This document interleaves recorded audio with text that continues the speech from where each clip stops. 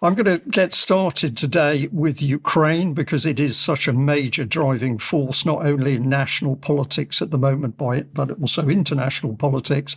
And we've got to the bizarre stage where, of course, Ukraine is effectively collapsing and panic has set in UK, well, not so much the US, but UK and the EU. And we now have Keir Starmer glibly talking about British boots on the ground. But of course, Keir Starmer will never be putting his boots on the ground to put his life at risk because he would prefer other people to do that for him.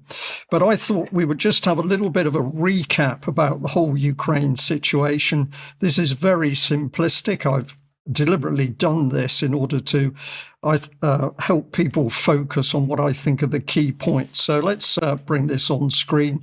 And of course, we need to go back to 2014 when the immense destabilization, the Maidan Revolution, was underway in Ukraine. And of course, we've pointed out that key political figures have been involved in that, both from the United States and the UK.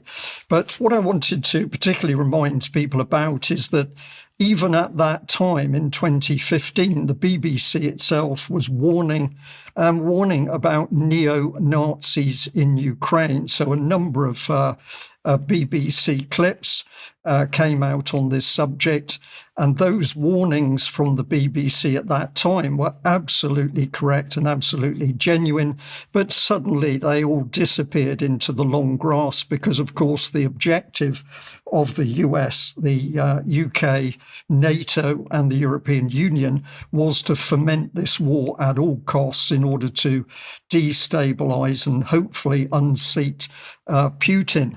So we then end up in February 2022. The Russians had had enough and they started their special military operation.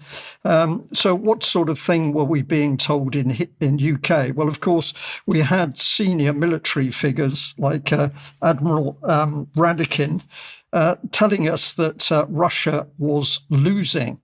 This was a theme that was spread right across the journalists reporting on the special military operation, although it quickly became apparent that this was far from the truth. Here's another headline from the BBC, another complete lie, which they persisted with until it was clearly too ridiculous to continue, and that was that Russia was struggling with the supply of weapons and ammunition in order to prosecute the war in Ukraine. And eventually we get to the situation where it's clear that Russia has outfought not only Ukraine, but also the combined might of the US, NATO, and the European Union. But at this point, we're really starting to see panic amongst the Western powers because, of course, the real agenda of the war, as we were told in the early days, was that this war would itself foment the collapse of Putin's presidency, and he would be gone in Russia. And following that, Russia would start to break up. Here's another headline here. As Russia advanced, we still had propaganda in the West trying to convince us that that advance wasn't happening. So in the small print from the Wall Street Journal, Russia's advance in Ukraine is slowing. Here's what's happening and why. Well, of course, this was another false report because that advance has not slowed. It's speeding up with immense Ukrainian casualties. So let's move on through, because of course the next thing that we understood was that the US, NATO and the EU were calling for Ukraine to fight to the last Ukrainian. And we should remember, of course, that it's widely acknowledged that former Prime Minister Boris Johnson worked behind the scenes very early on to scuttle any peace deal and effectively make this war happen in order to attack Russia. So where are we now? Well, nobody knows the true casualties. One I've heard recently is over 1 million dead, plus the wounded, at a ratio of probably 2 or 3 to 1. And of course, the Ukrainian casualties absolutely hidden from Western audiences so that the war can be prosecuted and supported by the Western military-industrial complex. Now, clues as to the horrific situation come from the fact that even Zelenskyy himself is trying to recruit 18-year-olds for slaughter on the battlefield. But now we're into the latest travesty, which is NATO and EU propaganda about peacekeeping troops, as we realize that this war is rapidly coming to an end and Russia has not lost. So here's Keir Starmer talking about British troops, peacekeeping troops on the ground. A bizarre statement because, of course, we've now got a Royal Navy with more admirals than ships. And we've also got former heads of the military, Danat here, saying that we simply do not have enough UK troops to put them into Ukraine. And also we've got Zelenskyy now stirring the pot with calls for a European army. And I'd like to say to the audience that if we go way back, the UK column was absolutely warning about this objective to create a single unified European military system. And it is extremely interesting that they're now using Zelenskyy to help get this agenda back on the table. But if we want to really understand how the West does propaganda, no better place to go than the Sun. And let's have a look at a little video clip that they put out a few days ago, terribly emotional, about a young British soldier who'd gone to Ukraine and within days he was dead. But according to the Sun's report, that was due to those nasty Russians and their nasty weapons. Let's have a look at the report.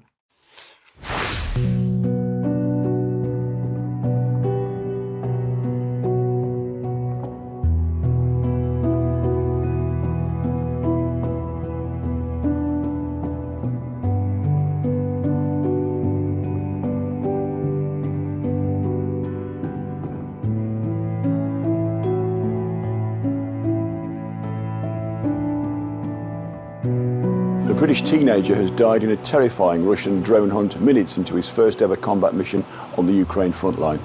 Foreign Legion volunteer James Wilton was just 18 when he died of appalling wounds after being chased by 3 of the killing machines.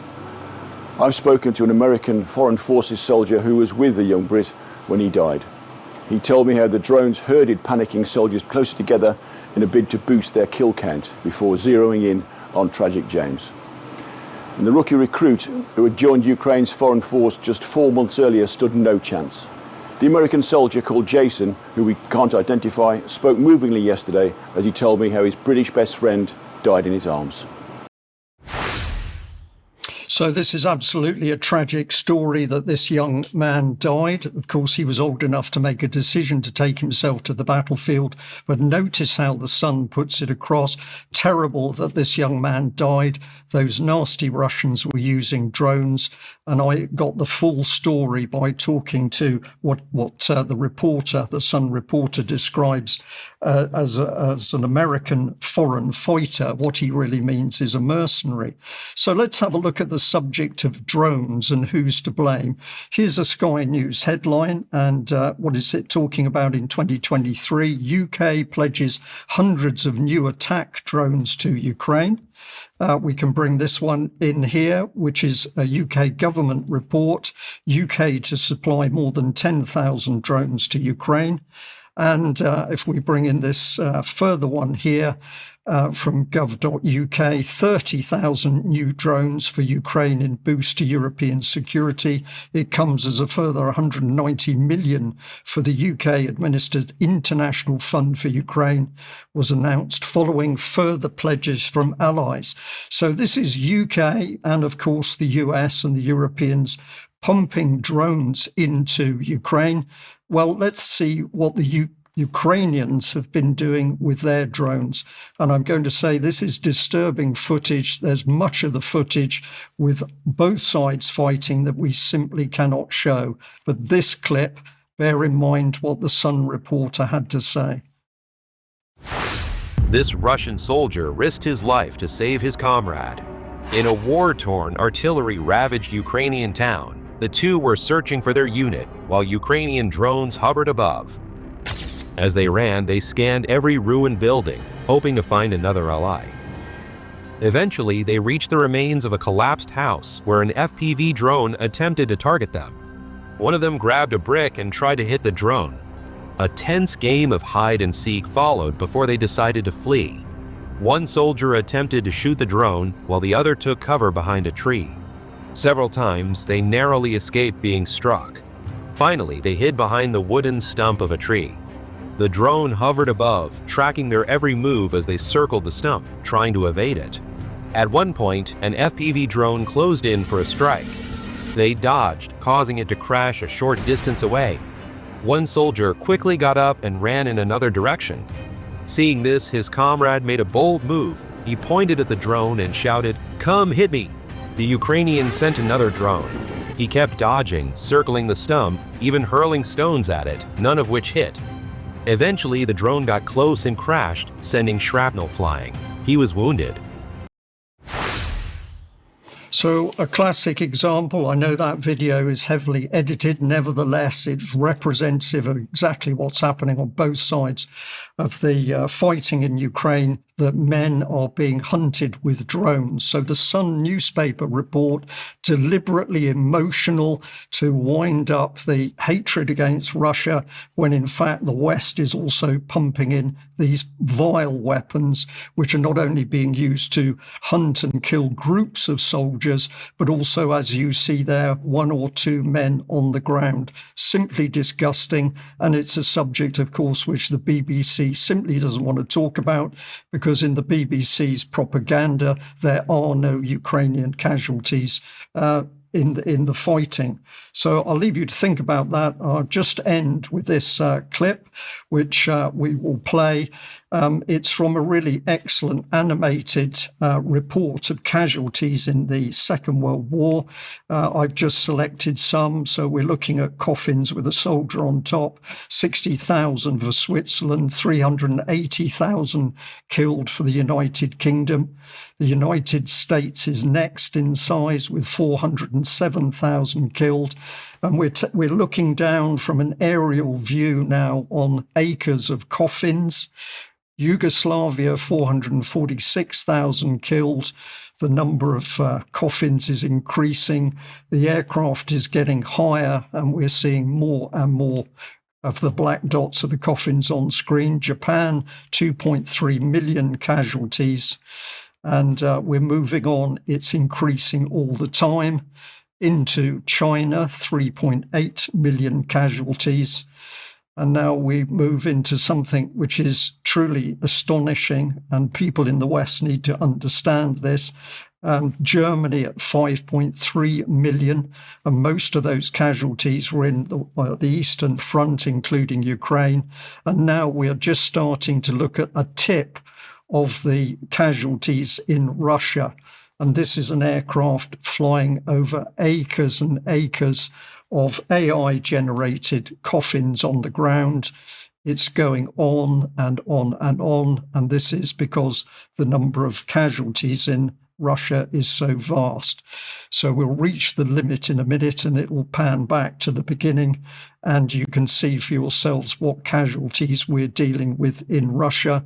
And meanwhile, in 2025, we have the combined might of UK, US, NATO, and the European Union absolutely hell-bent on promoting and continuing the slaughter. So there we are, 11.4 million casualties in Russia, and still the fighting in Ukraine hasn't stopped. We'll see what President Trump does.